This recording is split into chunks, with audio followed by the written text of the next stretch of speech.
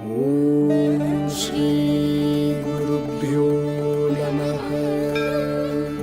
विषया विनिवर्तन्ते निराहारस्य दीनः रसवर्जं रसोप्यस्य परं दृष्ट्वा निवर्तते।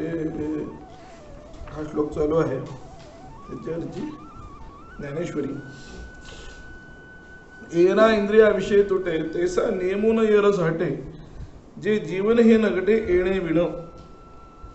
त्यांचं म्हणणं असं की रसनेंद्रियाचं जे सांगितलं काल की इतर सगळ्या विषयांचं किंवा इंद्रियांचा ताबा जरी आपण मिळवलेला असला आणि रसनेंद्रियावर जर ताबा नाही मिळवला तर काय होईल, तर त्या रसनेंद्रियाच्या द्वारा इतर सगळे विषय आपल्या याच्यामध्ये हे करतील, काय म्हणतात त्याला, आपल्यामध्ये प्रवेश करतात मनामध्ये। कशाच्या द्वारा? रसाच्या द्वारा, भोजनाच्या द्वारा। तो उदकाचे बळे अधिके जैसा अडवेने अंगे फाके तैसा मानसी विश्वमोक्ष रसनाद्वारे। असं कालच्या आधी जो ओवीत सांगितलं की जसं वृक्षाला मूळ सिंचन करत राहिलात तुम्ही, वरचं कितीतरी वृक्ष छाटला आणि खाली जर पाणी देत असाल तर तो वर नाही वाढेल, पण तो असा आडवा वाढेल मग, आहे की नाही वृक्ष। तसं मानामध्ये भोजन करत राहिलात तुम्ही, म्हणजे रस घेत राहिलात, तर त्या रसाच्या द्वारा मनामध्ये हे सगळे विषयचं पोषण होत राहतं, हे इंद्रियाच्या द्वारा। म्हणून सर्वात महत्त्वाचं रसनेंद्रियावर ताबा असला मिळवावा, हा आतापर्यंतचा आशय होता।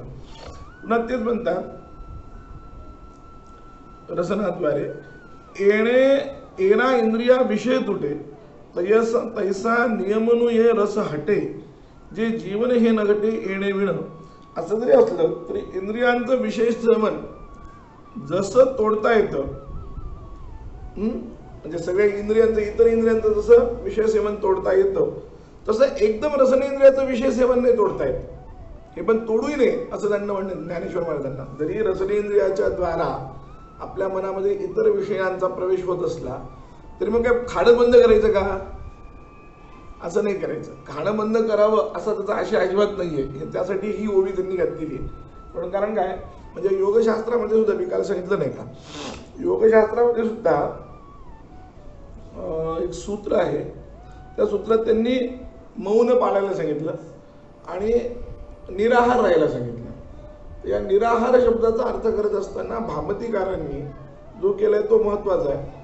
ते म्हणाले निराहार म्हणजे अजिबात अन्न नाही खायचं असं नाही, नाही तर त्याचं शरीरच चालणार नाही। धर्मासाठी तुम्हाला धर्म करायचा असेल, पुण्यकर्म करायचं असेल, काही जरी करायचं असेल तर शरीर चालणं आवश्यक आहे, ते लक्षात ठेवा। शरीर माध्यम खरु धर्म साधनम, असं कालिदासानं सुद्धा म्हटलं की धर्माचं पहिलं साधन काय असेल तर ते शरीर आहे। शरीर चांगलं असेल व्यवस्थित तुम्हाला तरच धर्माचं साधन करता येतं। तसं धर्माचं मूळ जसं अर्थ आहे तसं दुसरा विचार जर केला तर धर्माचं मूळ एक प्रकारे शरीर संपत्ती चांगली असणं ही आहे। आणि त्यामुळे शरीर जर चालवायचं असेल तर अन्नही पोटामध्ये गेलं पाहिजे। म्हणून निराहार शब्दाचा अर्थ त्यांनी तिथं अल्प आहार असा केलाय। निराहार म्हणजे एकदमच आहार नाही असं नाही, अल्प थोडासा, म्हणजे जेणेकरून शरीराचं पोषण होईल। शरीराचं पोषण न तुटता शरीराला आवश्यक असलेलं पोषण प्राप्त होऊन बाकी इतर यांच्यामध्ये घात होता कामा नये। म्हणजे उपासनेमध्ये काय आहे, हे सगळे नियम कशासाठी पाळायचे, तर साधनेला बसल्यानंतर घात होता कामा नये। कमी हलकं जेवण वगैरे, किंवा आपण भागवताच्या वेळेस वगैरे जे करतो की नाही की एक टाइम जेवण करायचं वगैरे, तर त्याचं कारण असं की एक टाइम जेवण वगैरे करायचं कारण हेच आहे की बाबा बसले 3 घंटे, तर 3 घंट्यामध्ये आपल्याला विकार येता कामा नये। कारण उत्तम झोप घेणं, उत्तम खाणं, हे पण लक्षात घ्या, हे सगळं एक प्रकारे भगवंताची सेवा पण आहे। म्हणजे शरीराचं पोषण करणं सुद्धा भगवंताची सेवा आहे, हे लक्षात ठेवा। शारदा तिलक नावाच्या ग्रंथामध्ये लिहिलंय तसं की तुम्ही तुमचं शरीर चांगलं ठेवलं तर ते सुद्धा भगवंताची सेवा आहे। म्हणजे कशा पद्धतीनं, त्याचं तात्पर्य काय आहे की शरीर चांगलं असं ठेवलं की 3 घंटे तरी तुम्हाला तुमची साधना करत असताना शरीराचा विकाराचा त्रास होता कामा नये, असं तुम्ही शरीर ठेवलं पाहिजे। मध्ये तहान लागली, मध्ये भूक लागली, मध्येच काय इतर काही विकार निर्माण झाले तर ते होता कामा नये. झोप आली, आळस आलं, बहुतेक वेळा कथेच्या मध्ये तर झोप येतेच. त्यामुळे ती झोप कथेमध्ये येते हे नियम गृहीत धरलेले आहे. कारण काय आहे, झोप कथेमध्ये झोप येण्याचे एक महत्वाचं कारण असे की कथा ऐकत असताना किंवा वेदांत वगैरे ऐकत असताना अन्य जन्माचे पाप तिथे येऊन बसतात आणि ते पाप तुम्हाला ते ऐकू येत नाही असं असतं. त्यामुळं बहुतेक झोप येते. पण त्याला जर पुन्हा अजून पोषक जर भरपूर जेवलं तर काय होतं की ते एकदम म्हणजे काय ढाराढोळ व्हायचा कार्यक्रम, घोरायचं कार्यक्रम. तर ते पाप येतात, ते पाप हे काय आपलं हातात नाही आहे आता, म्हणजे आत्ता सध्या आपल्या हातात नाही. पण आपल्या हातामध्ये शरीर सांभाळणं आहे. 3 तास आपण व्यवस्थित जर शरीर सांभाळलं आणि व्यवधान रहित मनाची सुद्धा अवस्था ही चांगली प्रसन्न असली पाहिजे. भूक खूप लागली म्हणजे उपाशी राहायला, खूप निराहार राहायला पाहिजे म्हणून 2 दिवसात. आणि जर ते उपाशी राहायला आणि जपाला बसलं आठवण जी खाण्याची आली तर काय उपयोग आहे? काहीच उपयोग नाही. किंवा चिडचिड चिडचिड वाढली, काय उपयोग आहे? काहीच उपयोग नाही.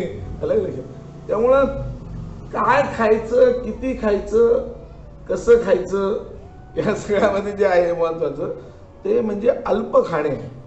एकादशी करण्यापाठी ते तात्पर्य तेच आहे आणि इतरही तात्पर्य तेच आहे. निराहारामध्ये जे आहे ते सांगितलं. म्हणून म्हणले एरा इंद्रिया विषय तुटे तैसा नियमू नये रस हटे. म्हणजे इतर इंद्रियांचा विषय तुम्ही जसं झटकन तोडून टाकू शकता. नाही मला ऐकायचं काही, मी काय गाणे ऐकणार नाही म्हणून तुम्ही ते करू शकता. तैसा नियमू नये रस हटे. तसं रसाला हटपूर्वक जर तुम्ही केलं, विषय तोडायचा ठरला रसनेंद्रियाचा आणि रसाचा संबंध हटपूर्वक जर तोडायचा ठरला तर जे जीवन हे नगटे येणे येणं हे जीवन नाही झालं ना या रसाशिवाय. म्हणजे रस जे आहे, रस जो विषय आहे तो असा आहे की त्याच्यावर जीवन आहे म्हणून त्याचा परिणाम, त्याचा अर्थ एवढंच करायचा. म्हणून अगदी थोडं अल्प आपल्या शरीराला जेवढं आवश्यक आहे आणि शरीर हलकं राहील आणि इतर विकार येणार नाही अशा पद्धतीने रस घ्यायचा असं त्यांना सांगायचंय. म्हणून मग अर्जुना स्वभावे ऐसिया नियमा ते पावे जे परब्रह्म अनुभवे होऊनी जाईजे. म्हणून माणसानं काय केलं पाहिजे तर नियम असा केला पाहिजे की त्या नियमाला असं प्राप्ती केली पाहिजे, ज्ञान प्राप्तीच करून घेतली पाहिजे. रसनेंद्रियावर, एरवी रसनेंद्रियावर विजय मिळवणं कठीण आहे दोन्ही दृष्टीनं. एक तर रसनेंद्रियावर मी काल सांगितल्याप्रमाणे डबल भार आहे. बोलणंही हाही विषय आहेच की बोलूही नाही, म्हणजे चुकीचं बोलू नये, खरंही बोलू नये, खोटंही बोलू नये असं पण धर्म आहे. म्हणजे धर्म फार विचित्र आहे. सत्यम ब्रूयात प्रियम ब्रूयात. खरं बोलावं पण जे आवडणारं बोलावं. आता खरं जे असतं ते बहुतेक आवडणारं नसतं हे लक्षात ठेवा. सत्यम ब्रूयात म्हटलं की ते लोकांच्या जीवबारी लागतं. म्हणून सत्य बोलायचं म्हटलं तर प्रियम ब्रूयात होत नाही. ते म्हणाले सत्यम ब्रूयात प्रियम ब्रूयात न ब्रूयात सत्यम अप्रियम. अप्रिय असलेलं सत्य बोलू नये म्हणे. किती अडचण आहे. मग म्हणले काय बोलायचं तर प्रियंच्या नांदतम ब्रूयात. आवडणारे पण खोटंही बोलू नये. एक धर्म सनातन. कळलं का? म्हणून सांगितलेलं काय बोलावं कसं बोला त्याच्यासाठी त्यांनी सांगितलं की खरं बोला, आवडणारं बोला, पण खरं असलं तरी न आवडणार असेल तर बोलू नका. आणि खरं असलं आपलं खोटं असलं ना आवडणार असलं तरी बोलू नका. म्हणजे खोटं तर बोलायचंच नाही आहे, पण खरं सुद्धा समोरच्याला न आवडणार असेल तर बोलू नये. हितम मनोहारी दुर्लभम वचः असं आहे की हितकारक आणि मनोहार असे वचन मिळणं कठीण. याचा अर्थ असा आहे की बोलू नका. हे सगळ्याचा धर्म काय आहे सांगतं की तुम्ही बोलू नका. कळलं का? मौनच पाळा. जिथं तुम्ही न बोलता काम होत असेल तर तुम्ही बोलायचंच नाही असा त्याचा तात्पर्य अर्थ आहे. कळलं का? हो पण ते चूक आहे. नाही त्याच्यात पुन्हा काय आहे म्हणजे जसं लोकशाहीमध्ये एकदम कडवट बोलता येत नाही विरोधात, तसं म्हणूनच सुद्धा एका ठिकाणी म्हटले की अनेक लोकांना एखादा धर्म जर जाचक असेल तर तो पाळू नका. हे म्हणू पण म्हणतो. म्हणजे तो लोकशाहीचाच विचार एक प्रकारे आहे माहिती का. लोकाभिकृष्ट असा शब्द तिथं आहे मनूचा. लोकाभिकृष्ट या शब्दाचा अर्थ असं की लोकांना त्रास देणारा. ते दबाव आणून त्या लोकांनी तयार केलं असतं. ते नुपूर शर्माच्या बाबतीमध्ये असं की ते सरळ सरळ दबाव आहे. म्हणून सुप्रीम कोर्टाला सुद्धा तसं बोलावं लागलं. त्यांना अप्रिय सत्य. म्हणून अप्रिय सत्य बोलूच नाही, अप्रिय सत्य बोलूच नाही. पण याचा अर्थ अवगुंठित सत्य बोलू नये. पण भारतीय मनाचं काय झालं माहितीये का, आता तो विषय काढला म्हणून सांगायला मी तुम्हाला, भारतीय मनाला गांधीजीपासून एक कचाळ सवय लागली की त्याला अवगुंठित सत्य ऐकायची सवय लागली. वर असं काहीतरी त्याला अवगुंठन लागतं. आणि म्हणून भारतीय मनाला तिथून जी सवय लागली त्याचा परिणाम असा झाला की त्यामुळे भारताला कधी सावरकर पेलली नाही, आजही पेलणं शक्य नाही. आजही कोणी सावरकर करतो शक्य नाही, हे लक्षात ठेवा. त्याचं कारणच आहे की अवगुंठित सत्य बोलण्याची सवय असल्यामुळं ते आहे. तर असू दे, तो भाग सोडून द्या. पण वाणीवर ताबा मिळवणे साधकाच्या दृष्टीने बोलायचं मी तुम्हाला हे. बाकी राजनीतीच्या जागी, राजनीतीमध्ये तर असं आहे की जे बोललेलं असतं ते करायचं नसतं. खरा राजनीतीचा हा नियम. राजनीतीमध्ये तो जे दाखवत असतो ते तसं नसतंच कधी. कितीही चांगला राजा आहे असं म्हटलं की काय छान एकदम. दुर्योधनाचं वर्णन जे आहे तुम्ही जर पाहिलं तर तुम्ही चाट पडाल की काय भारी राज्य करत होता म्हणून. पण त्याच्या मनातला हेतू वेगळाच होता ना. राजनीतीमध्ये हा नियम आहे. राजनीती सोडून द्या, पण काय म्हणतो मी, सामान्यपणे साधक म्हणून ज्यावेळेस आपल्याला राहायचं आहे, राजनीतीचा विषय हा साधकाला लागू नाही होत. ज्याला काही आता सगळं सोडून देऊन बसलेला जो साधक आहे त्याला राजनीतीचा विषय नाही लागू पडत. मुळात साधक म्हणून ज्याला आहे त्याच्यासाठी सुद्धा जायचं, किंवा एरवी सामान्य माणसाला सुद्धा जायचं. सत्यम ब्रूयात प्रियम ब्रूयात न ब्रूयात सत्यम प्रियम प्रियंच नानकृतम ब्रूयात यशधर्म सनातन. खरं बोलावं पण खोटं बोलू नये. आणि खोटं असलेलं आवडणारं तर कधी बोलू नये. म्हणजे ही फार महत्वाची नाही, खालची गोष्ट फार महत्वाची. प्रियंच्या नानृतम प्रियात लोक नेमकं हेच करतात.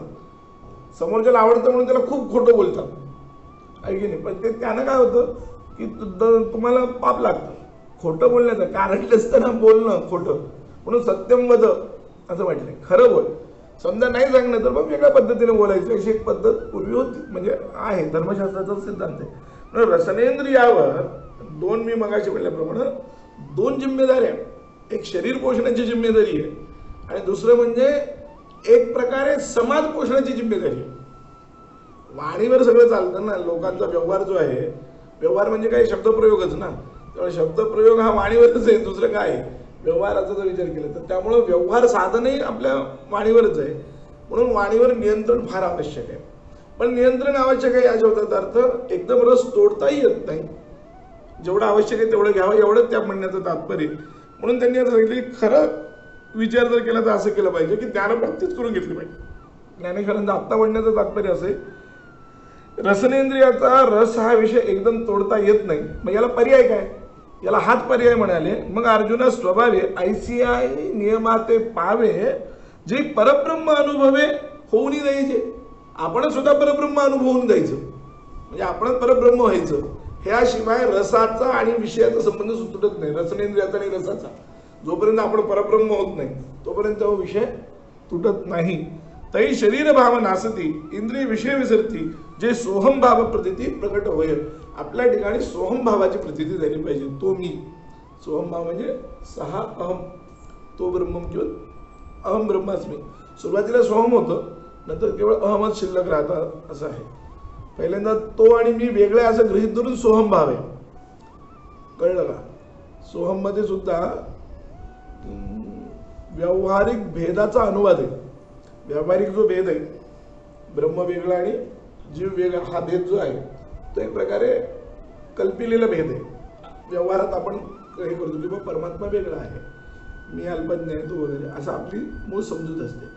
त्याच्यानंतर त्याचं चिंतन करत राहिलं, सोहम सोहम सोहम सोहम सोहम चिंतन करत राहिलं की जसं ते फुलपाखरू, म्हणजे ते सुरवंट जे फुलपाखरूच्या रूपात जे होतं, म्हणजे फुलपाखरूचं चिंतन करत करत करत करत करत ते एक दिवशी फुलपाखरू होऊन जातं. तसं तो जीव सोहमचं निधिध्यासन करत करत करत करत करत एक दिवशी ब्रह्मरूपामध्ये होतो. म्हणजे निसर्गातलं दृष्टांत आहे. त्यामुळे जर कोणी म्हणलं की असं कुठं होतं का, चिंतन केल्याने काय होतं का, तर चिंतन केल्याने सगळं होतं. म्हणजे माणसाच्या शरीराच्या मनामध्ये काय, मनाची शक्ती फार अपरंपार आहे. मनामध्ये जो विचार येतो तो मनातला विचार त्याचा खरा होतो. तुम्ही जर भावना वाईट करत गेलात, चांगलं शरीर असताना सुद्धा काही भावनेनं तुमच्या शरीरामध्ये विष पण तयार होतं. कळलं का. आणि भावनेनं तुमच्या शरीरात अमृत सुद्धा तयार होऊ शकते. म्हणजे हे आयुर्वेदाचं म्हणजे सिद्धांत आहे. आयुर्वेदानं विशेषतः लहान मुलगा जर असेल, स्तनपान करणारा मुलगा जर असेल, तर त्या बाईला सांगितलं की जास्त रागवायचं नाही. कारण रागवण्याच्या अवस्थेत जर त्या बाईनं मुलाला पाजलं तर ते मुलगा त्या दुधाचं विष होतं ते पोरगं मरतं. एवढं भावनेचं तीव्रता आहे आणि सिद्ध आहे. म्हणजे त्यात काय हे नाही, भावनेची तीव्रता जी आहे ती आहे. आणि म्हणून भावना जेवढी तुमची प्रबळ असेल, भावनेची अजून एक प्रबळता सांगतो. मला आता एकदम एक गोष्ट आठवली ती म्हणजे अशी की हरिराम शास्त्री शुक्ल होते ना, हरिराम शास्त्री शुक्ल म्हणून मोठे पंडित होते. राजेश्वर शास्त्री द्रविडांचे विद्यार्थी ह्याला होते काशीमध्ये. तर एकदा काहीतरी इकडं भंडाकेरी स्वामींच्या इकडं म्हणजे उडुपीला, भंडाकेरी स्वामी मठ जो आहे तो उडुपीमध्ये आहे, दक्षिणेमध्ये कर्नाटकात. ते राहत होते काशीमध्ये. तर एकदा या सगळ्या मध्व लोकांनी असं ठरवलं की अद्वैतांच्यामध्ये सर्वात मोठे कोण आहेत तर राजेश्वर शास्त्री द्रविड आहेत. त्यांचा शास्त्रार्थात जर पराभव केला तर अद्वैती सगळे पराभूत होते. म्हणून राजेश्वर शास्त्रींना मुद्दाम शास्त्रार्थासाठी बोलवलं उडुपीला. राजेश्वर शास्त्री आले. त्याच्यानंतर मग हरिराम शास्त्री पण त्यावेळेस त्यांच्याबरोबर आले होते. पण हरिराम शास्त्री आजारी होते त्यावेळेस. प्रत्यक्षात त्यांना शास्त्रार्थात भाग घेताच आला नाही. ते आपल्या खोलीमध्ये बसून होते. तर हरिराम शास्त्रींची तब्येत काय अशी बिघडलेली असायची. म्हणजे ते राजेश्वर शास्त्री गुरु हे लहान ते शिष्य, पण हरिराम शास्त्री काय आजारी. तर त्यांची ती तब्येत एकदा सारखी का बिघडते म्हणून भृगुसंहिता काढून पाहिली होती. त्या भृगुसंहितेत निघालं की त्यांचा हा शेवटचा जन्म आहे, त्यांना हे सगळं भोगायचं आहे. म्हणून मग तेव्हापासून त्यांना बाकीची कुठली फारशी औषधं दिल्या जात नसत. जेवढं सहन होईल तेवढं हे करायचं. पण एकदा खूपच त्यांना त्रास व्हायला लागला त्या प्रवासामध्ये, उडुपीच्या प्रवासात. आणि खूप त्रास होत असताना तिथे एक औषध पाहिजे होतं आणि त्याला मध लागणार होता. तर या औषधाला मध नाही आहे, काय करायचं. राजेश्वर शास्त्री म्हणले भावना करा, मध येऊन जाईल म्हणजे तुम्हाला. आणि त्यांनी भावना केल्यानंतर थोड्या वेळाने खरोखर त्यांच्या मधुवाता हृदय हा जो मंत्र आहे त्या मंत्राचा जप केला आणि त्यांनी भावना केली. थोड्या वेळाने त्यांच्या तोंडामध्ये मधाची रसानुभूती येऊन गेली त्यांना त्या औषधासाठी. हे भावनेचं फळ आहे. भावना हा परिपाक जो असतो, तीव्रता जर झाली तर ते खरोखर म्हणजे भक्ती सुद्धा काय आहे, भावनेचा हा भक्तीमध्ये सुद्धा परमात्मा जो समोर येतो तो भावनेचा तो परिपाक असतो. तुमची भावना जेवढी तीव्र, भावना फार महत्वाची. आणि म्हणून निधिध्यासन हा शब्द जो आहे ना तो त्या अर्थाने की तेवढी तीव्रता तुम्ही सोहम सोहम सोहम सोहम सोहम हा चिंतन. म्हणून सोहमचं अजपाजप विधान आहे. सोहमला अजपाजप म्हणतात. अजपाजप या शब्दाचा अर्थ माळ न घेऊन केलेला जप, म्हणून त्याला अजपाजप म्हणतात. न मोजता केलेला जप त्याला. की सातत्यानं आपल्या शरीरात पण 24 तासामध्ये मनुष्य 21,600 वेळा श्वास घेतो. पूर्ण 24 तासामध्ये माणूस किती वेळा श्वास घेतो? 21,600 वेळा श्वास घेतो, असं गणित आपल्याकडे मांडले. तर एकदा वर घेतो एकदा सोडतो असं ते चालतं. ते तर श्वास घेताना सो आणि सोडताना हम आलं पाहिजे. अशी इतकी आपली त्या जपाशी एकतानता आली पाहिजे. कळलं का? म्हणजे आपल्याला श्वास घेत असताना कळत नाही आपण श्वास घेतोय. श्वास ही प्रक्रिया अत्यंत नैसर्गिक आहे. इतकी नैसर्गिक आहे की त्यामध्ये माणसाला कुठलाही प्रयत्न करावा लागत नाही. प्रयत्न करावा जर लागला तर त्याला मग ते हॉस्पिटलमध्ये टाकावं लागतं. जोपर्यंत प्रयत्न करावा लागत नाही तोपर्यंत त्याची तब्येत चांगलीच आहे. म्हणजे तो निसर्गत आहे.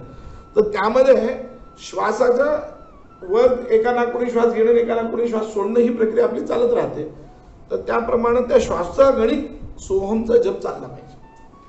जप चालला पाहिजे म्हणजे ती भावना तयार होत गेली पाहिजे इतकी सहजपणे. तोंडानं म्हणायचं नाही येते, चिंतन तसं झालं पाहिजे. त्या श्वासोगणिक, प्रत्येक श्वासागणिक ज्याला म्हणतात ते, अशा पद्धतीनं जर चिंतन केलं तर तो अहम ब्रह्मास्मीचा अनुभव तुम्हाला प्राप्त होतो. याची डोळा. त्यासाठी मोक्ष म्हणजे मरून कुठेतरी कुठल्या तरी लोकात जायचं ही जी कल्पना आहे ती चुकीची कल्पना आहे. याच देहामध्ये इथंच आपल्याला ब्रह्मानुभूतीची अनुभूती येते. फक्त आणि फक्त भावनेच्या जोरावर. हे दृष्ट लागणं, नजर लागणं वगैरे काय तीच येते, भावनेचाच परिणाम असतो. काही जणांची अशी नजरच असते अशी की त्या नजरेनं बरोबर माणसं सोडून द्या, दगडाला नजर लागते. माणसाचं सोडून द्या. त्या उस्मानिया युनिव्हर्सिटीमध्ये एक दगड आहे, ते पुतळ्याचं, ते एकदम काळा शार्प पाषाणाचं उभं केलं होतं ते पुतळ. एका माणसाची त्याला नजर लागली, त्याला मध्ये अशी रेग गेली आणि त्याच्या नजरेनं. ते अजूनही आहे, तो म्हणजे कोणी पाहू शकतं, ते दगडाला नजर लागते. हे लक्षात ठेवा, भावना जी आहे. आणि आपल्या शास्त्रामध्ये याच्यामध्ये जे न्यास वगैरे करतो लगेच ताबडतोब दिसते ना, तिथं तर त्याला ताबडतोब पाहिजे, त्या माणसाला पाहिजे की त्याला दगड हे गेली, रेज गेली. भावनेनं होतं ते, ब्लाइंड फेथ नाही होत ते. काय मुळामध्ये असं आहे की अन्य कुठले कार्यकारण भाव ठरवत असताना 2-3 भाग आहेत. कार्यकारण आपण भाव केव्हा ठरवतो की जसं हे बटन दाबलं तर हा पंखा लागला, दुसरं बटन दाबलं तर तो लागत नाही. म्हणून याच्यावरून आपण कार्यकारण भाव असं ठरवतो की या पंख्याचं हे बटन आहे. तसं काही वेळा तुम्हाला जर त्या नजरा लागल्या तर अन्य कुठल्याही गोष्टीनं ते उतरतच नाही ना. तुम्ही औषधं जरी घेतली तरी ते फरक पडत नाही. म्हणजे याचा अर्थ त्या औषधांचं दुखणं नाहीये, हेच कार्यकारण भाव मानावं लागेल त्याच्या अभावी. ऐकली नाही, दुसरं काय करणार तुम्ही. आणि त्या ह्याच्यात म्हणजे मी आत्ता जे सांगितलं कोणतं उस्मानिया युनिव्हर्सिटीचं उदाहरण, ते तर मात्र प्रत्यक्षच लोकांनी पाहिलेले की त्या माणसानं पाहिलं की खरोखर त्याला ते तडा पडला, अशी कथा आहे त्या माणसाची. म्हणून उस्मानिया युनिव्हर्सिटीचा एक आरसा पण होता, तो त्याला दाखवला नाही म्हणजे तिथं त्या माणसाच्या, कारण तो फुटायचा म्हणून याच्या नजरेनं. एक जादुई आरसा पण आहे तिथं असं म्हणतात. म्हणजे जादुई असेल किंवा काही वेगळा वेगळा असेल, पण ते सांगतात. तर भावना ही जी आहे ना, ही तीव्रतेनं काम होतं नाही असं नाही. वेडेपणा नाही, पण हा तुम्हाला जे वाटायला लागले तो वेडेपणा नाही. किंवा आता हल्ली एक मध्ये व्हॉट्सअपवर एक मध्येच हे आलं की नामस्मरण केल्यानंतर कुठलं तरी एक द्रव्य तयार होतं शरीरामध्ये, अशी एक पोस्ट आली. ते मूर्खपणा आहे, हे लक्षात ठेवा. ते पण नाही, ते तसा अर्थ नाही त्याचा. वेडेपणा नाही आणि ते तसले काही द्रव्य तयार होतात मग त्या माणसाला वाटायला लागतं मी पाहिलं देव वगैरे, अशा प्रकारची एक थेरी मांडली त्या लोकांनी. ते मग तो भ्रम झाला ना, तो भ्रम नाही ना. अहम ब्रह्मास्मी हा भ्रम नाहीये. भ्रमामध्ये आणि त्याच्यामध्ये केवढा भ्रमाचं काय असतं की भ्रम लगेच बाधित होतो. अहम ब्रह्मास्मी हा भ्रम नाहीये, बाधित होत नाही. भ्रम आहे की नाही हे कळण्याचं एकमेव गोष्ट म्हणजे त्याचं बाद होतो की नाही. तसं तर ते जे आहे ही थेरी जी आहे ती सरळ सरळ आपल्याला येड्यात काढायची. आणि आपले मूर्ख लोक ते व्हॉट्सअपवर याच्यावर पाठवायला लागले ते इकडे. कारण मूळ शास्त्राचं ज्ञान नीट नाही, त्याचा हा परिणाम आहे. अहम ब्रह्मास्मी भावना जी आहे की तैलधारा जशी एक सारखी चालते, असं जर तेल धरलं तर ती धारा जशी एक सारखी चालते, संतत चालते, अव्यवहित चालते, तशी अव्यवहित संतत मनाच्या चिंतन चाललं की तुम्हाला तुमच्या उपासनेचा साक्षात्कार होतो. आणि तो साक्षात्कार करण्यासाठी जे न्यास वगैरे जे सांगितले आपल्या ह्याच्यामध्ये पूजेमध्ये न्यास आहे, ते सगळ्या न्यासाचंही तात्पर्य तेच आहे की ती भावना तुम्हाला ठेवायची. काय अमुक देवता मी माझ्या हृदयाच्या ठिकाणी ठेवतोय, अमुक देवता मी माझ्या शरीराच्या ठिकाणी ठेवतोय. बहुतेक ऋषी लोकांचं ठिकाण जे आहे ते शिरसी, ब्रह्म विष्णू शुभ शिरसी वगैरे असं आपण म्हणतो.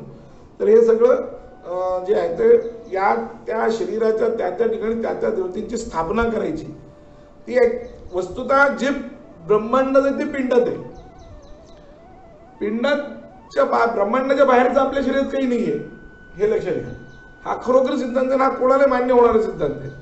पिंडात ब्रह्मांडाच्या बाहेरचं आपल्या ठिकाणी नाही. म्हणून ब्रह्मांडात जशी अधिदैविक शक्ती आहे तशीच अधिदैविक शक्ती आपल्यातही आहे. ब्रह्मांडात जशी अधिभौतिक शक्ती तशी अधिभौतिक शक्ती पण आपल्यात आहे. आणि ब्रह्मांडात जशी आध्यात्मिक शक्ती आहे तशी आध्यात्मिक शक्ती सुद्धा आपल्यात आहे. मुळात आपल्यात असलेलीच ही शक्ती, आपल्या शरीरामध्ये असलेली ही शक्ती, ती शक्ती या न्यासांच्या द्वारा, उपासनेच्या द्वारा जागृत करायची असते. आणि ती त्याची जेवढी भावना, जसं रामकृष्ण परमहंसांचं असं होतं की रामकृष्ण परमहंस पूजेला बसल्यानंतर त्या उपासनेच्या म्हणजे शाक्त परंपरेमध्ये काय आहे की तो साधक पूजेला बसला की तो आपल्या भोवती एक प्रकारचं ते लक्ष्मणाने जशी रेखा मारली होती की नाही, रामायणामध्ये लक्ष्मणाने एक रेखा मारली असा उल्लेख जसा आहे, तशी आपल्या आसनाच्या भोवती परितः वन्य प्राकारत्रयम विभाव्य असा एक नियम आहे. आपल्या बाजूला 3 रेषा ह्या वन्हीच्या आहेत, अग्नीच्या आहेत असं विभागना करायची. ते कशासाठी, तर त्याला कोणत्याही इतर दुष्ट शक्ती न येऊन त्याला त्रास देऊ नये त्याच्या आसनावर वगैरे, म्हणून ती मुद्दाम करायची असते. ती करत असताना हल्ली काय केलं जातं, जे कोणी पूजा वगैरे करतात ते लोक काय करतात, आपल्या पाठभोवती ते अक्षता टाकतात. त्याचे एक प्रकारे अक्षता, काहीतरी त्याचं एक प्रतीक असलं पाहिजे म्हणून ते अक्षता टाकतात. त्या अक्षतेमध्ये नुसतीच कोरड्या मनानं अक्षता टाकून देतात, त्यामुळे ते काय होत नाही. पण रामकृष्ण परमहंसांचं असायचं की त्यांनी अक्षता टाकली तिथं प्रत्यक्ष अग्नी प्रगट व्हायचा, का ती त्यांची तेवढी भावना होती. ती प्रत्येक गोष्ट जी करायची ना रामकृष्ण परमहंस ही ते करायचे, आणि त्यामुळं रामकृष्ण परमहंसांच्या ठिकाणी ती भावना निर्माण होते. म्हणजे रामकृष्ण परमहंसांचं तर असं वैशिष्ट्य आहे, भावनेनं काय होतं त्यांचं मोठं उदाहरण देतो मी तुम्हाला, की जगातले जेवढे काही सोपान आहेत त्या सगळ्या पद्धतीने त्यांनी भगवंताची उपासना केली रामकृष्ण परमहंसांनी. जेवढ्यातल्या सगळ्या त्या सखी भावानं सुद्धा काही जास्त उपासना केली. म्हणजे परमात्मा श्रीकृष्ण एक पुरुष आहे, बाकी सगळी स्त्री आहे, ही त्या सखी भावनेतली भावना. म्हणजे आपण जरी पुरुष असलो तरी आपण स्त्रीच आहोत अशी ती भावना. या भावनेचा परिणाम ते ज्यावेळेस उपासनेत होते त्याच्यानंतर त्यांना स्त्रियांचा मासिक धर्म प्राप्त झाला होता रामकृष्णांना. एवढं ते भावनेचा परिणाम असतो, ती तीव्रता असते. आणि यांना पण तसंच होत होतं. गुलाबराव महाराज प्रज्ञाचक्षू, स्त्रियांचा मासिक धर्म त्यांना प्राप्त झाला, ते सखी भावना उपासना करायचे. म्हणजे मूळ पुरुष म्हणून जरी जन्मले तरी भावनेच्या तीव्रतेचा हा परिणाम असतो. शरीरामध्ये तेवढी ती निर्मिती होते आणि अनुभव येतो. तो काही हे नाही आहे, खोटं नाही, पण तो भ्रम नाही. मला सांगण्याचं तात्पर्य या सगळ्यामध्ये मला बोलायचं काय, ते व्हॉट्सअपची ती जी पोस्ट आहे, ती जी पोस्ट फिरायला लागली, ती काहीतरी द्रव पदार्थ तयार होतो, ते तसं नाही आहे. तो भ्रम नाही, ते भ्रमात्मक बोलायला लागले, ते भ्रम नसतो, खरोखर ती अनुभूती असते. म्हणून रसावर जर पूर्ण विजय मिळवायचा असेल तर त्याला एकमेव मार्ग आहे की सोहम भावाचं चिंतन करणे, हा त्याचा परिणाम आहे. म्हणजे इतर इंद्रियांच्या मध्ये त्या विषयाला तोडणे म्हणजे ते इंद्रियावर ताबा मिळवता येऊ शकतो, पण रस एकदम तोडता येत नाही. म्हणून रसावर विजय मिळवण्यासाठी सर्वात मोठा हे जे आहे काय म्हणतात त्याला उपाय जर कोणता तर तो हाच आहे, परम दृष्टा निवर्तते. ब्रह्मसाक्षात्कार करूनच त्याची निवृत्ती होते, अन्यथा होते. आज संपली याच्यावरची ज्ञानेश्वरी.